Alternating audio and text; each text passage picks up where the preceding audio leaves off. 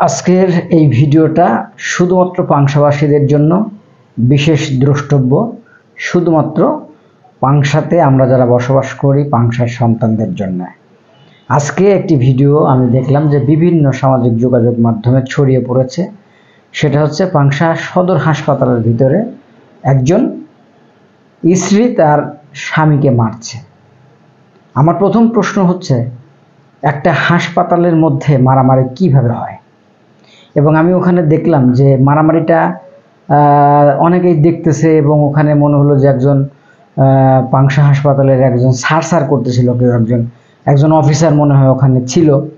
তো এটা যদি শুধুমাত্র ভিডিও বানানোর ক্ষেত্রে হয়ে থাকে তাহলে আমার কোনো কথা নেই।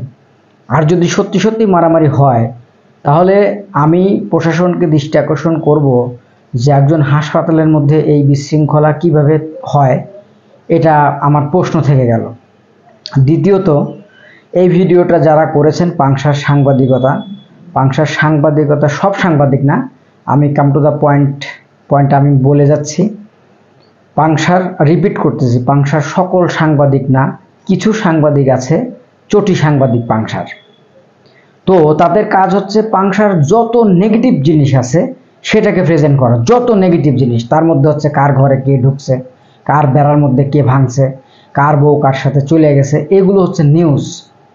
আসলে নিউজ কাকে বলে, নিউজটা কি, কোয়ালিটি নিউজ কাকে বলে, এইটা যদি না বোঝে একজন সাংবাদিক তাহলে ওই সাংবাদিকের আরও একটু পড়াশুনো করা দরকার। কোনটা নিউজ করা যায়, কোনটা নিউজ করা যায় না, এটা একটু জানতে হবে। পাংশাতে যত নেগেটিভ জিনিস আছে আমি দেখেছি সেগুলো নিউজে আসে, বাট পাংশাতে অনেক ভালো জিনিস আছে সেগুলোকে আমি কোনোদিন নিউজে পাই না। তা আমি অনুগ্রহপূর্বক বলতে চাই যে পাংশাতে যারা আপনারা সাংবাদিকতা করেন, সবাই না, আমি আবারও বলছি যে এরকম চটি সাংবাদিক কিন্তু সবাই না, অনেক কোয়ালিটিফুল সাংবাদিক কিন্তু পাংশাতে আছে যারা অনেক কোয়ালিটিফুল সংবাদ প্রচার করে, পাংশাকে প্রেজেন্ট করে।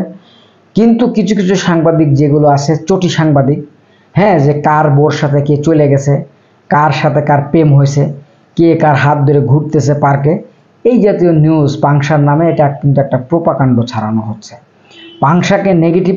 কারণ এখনকার নিউজ কিন্তু, ফেসবুক নিউজ কিন্তু পৃথিবীর সব জায়গা থেকেই দেখা যায়।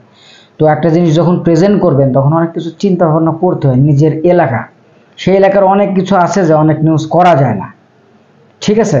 তো এখন আমি হাসপাতালের বিষয়টা আছি। হাসপাতালের এই ভিডিওটা দেখলাম সারাদিন ভরে। তো হাসপাতালের ভিডিও যেসব সাংবাদিক করছেন, করে আপনাদের পেজে বা আপনাদের বিভিন্ন জায়গায় দিচ্ছেন, কাল পরশু হয়তো নিউজও হতে পারে, কি কারণে মারামারি করছে সেটার কোনো দিক নির্দেশনা নাই। তো ভিডিও বানানোর জন্য যদি, ভিডিও কন্টেন্ট বানানোর জন্য যদি এটা হয় তাহলে কোনো কথা নেই, কিন্তু কন্টেন্ট বানানোর জন্য যদি না হয় তাহলে একটা হাসপাতালের ভিতরে, একটা সদর হাসপাতালের ভিতরে কিভাবে মারামারি হয় আমি সেটাকে প্রশাসনকে দৃষ্টি আকর্ষণ করছি যে কিভাবে এটা হলো, এটা সুস্থ একটা তদন্ত হওয়া উচিত, কিসের জন্য এটা হলো। এবং যারা এটা প্রচার করছে তাদেরকেও আমি অনুরোধ করব যে আপনারা এটা বিস্তারিত কেন জানাচ্ছেন না, সেই গ্যাঞ্জামটা কি নিয়ে। এবার কাম টু দ্য পয়েন্ট আসি, যারা এই বউ মারা ভিডিও, স্বামী স্ত্রীতে বউকে মারতেছে, এটা আপনারা প্রচার করছেন। তো পাংশা হাসপাতালে তো আরও অনেক সুন্দর সুন্দর নিউজ আছে, সেই নিউজগুলো তো কোনোদিন আপনাদের ভিডিওগ্রাফিতে আমি দেখি না। সেটা ধরেন একটা আমি উদাহরণ দিই, কথার কথা মনে করেন যে পাংশা হাসপাতালে এক্স রে মেশিনটা মনে করেন আজ 3 বছর ধরে কাজ করে না, এক্স রে হয় না, কথার কথা, আমি কিন্তু উদাহরণ দিচ্ছি। তো এই এক্স রে মেশিনটার কোনো ভিডিও কিন্তু আপনাদের কাছ থেকে আমি দেখিনি, যে এই যে সুধী দর্শক মণ্ডলী, পাংশা হাসপাতালের এই যে এক্স রে মেশিনটা আপনারা দেখতে পাচ্ছেন, এই এক্স রে মেশিনটার এখানে নষ্ট, এইটা দিয়ে এক্স রে হয় না, সাধারণ মানুষ সেবা পাচ্ছে না। তো এই এক্স রে মেশিনটা যাতে দ্রুত মেরামত হয়, যাতে সাধারণ মানুষ সেবা পায়, সেজন্য আমি ঊর্ধ্বতন কর্তৃপক্ষকে দৃষ্টি আকর্ষণ করছি। এরকম একটা নিউজ এই চটি সাংবাদিকদের কাছ থেকে আমি পাইনি। তো ভাই, আপনি চটি সাংবাদিক হন কিন্তু পাংশার কিছু ভালো জিনিসও তুলে ধরেন।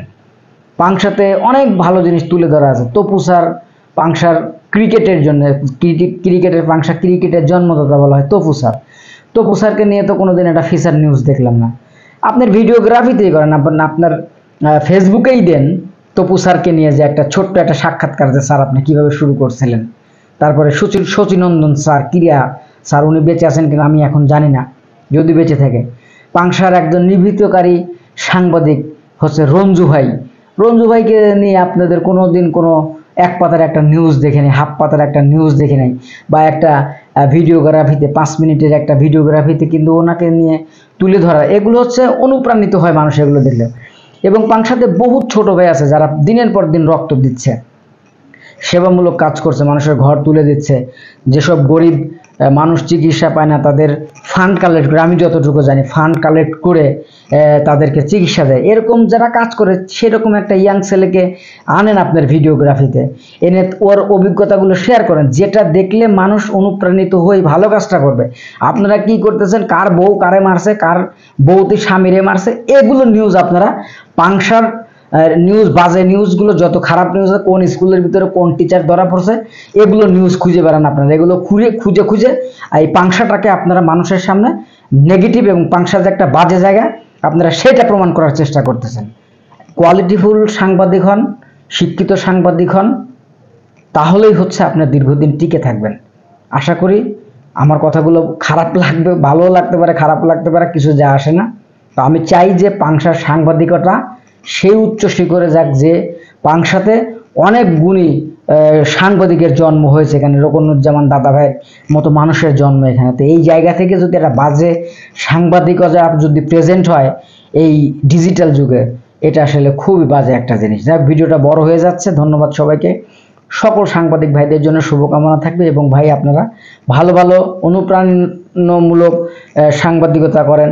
আপনারা ধরেন নদী ভাঙতেছেন, নদী ভাঙনের সাংবাদিকতাটা করতে যাচ্ছেন, খুবই ভালো। নদী ভাঙার সাংবাদিকতা করতেছেন, নদীটা ভাঙতেছে, এই যে নদী ভেঙে আপনি নিউজ করতেছেন, গ্রাম সব সয়লাভ হয়ে যাচ্ছে, আপনি এটা নিউজ করতেছেন, খুবই ভালো। কিন্তু আপনি যদি 6 মাস আগে নদী ভাঙার কারণ দেখানোর নিউজ করতেন, তাহলে কিন্তু হয়তো নদীটা একটু কম ভাঙতো। নদীটা কেন ভাঙতেছে? হয়তোবা নদীটা ভাঙতেছে যে অসময়ে বালু উত্তোলন করার কারণে, বা নদীতে বাঁধ দিয়ে নদীর গতিপথটাকে ভিন্ন করে দেওয়ার কারণে। আপনি যদি ওই 6 মাস আগে যদি ওই নিউজগুলো করতেন, তাহলে হয়তো বালু উত্তোলন একটু কম হইতো, নদীকে শোষণ করা কম হইতো, যার কারণে এই ভরা মৌসুমে এসে এখন কিন্তু আর নদী ভাঙতো না। তো ভাই, সাংবাদিকতা করেন, একটু পড়াশুনো করে করেন, কোনটা প্রকাশ করা যায়, কোনটা প্রকাশ করা যায় না, প্রচার করা যায় না, এই জায়গাগুলো ক্লিয়ার হয়ে সুষ্ঠু সাংবাদিকতা করেন। দেখবেন যে সুনাম, টাকা সবই আসবে, খ্যাতি সবই আসবে। পাংশার সকল সাংবাদিকের জন্য অনেক অনেক ভালোবাসা এবং শুভকামনা রইল।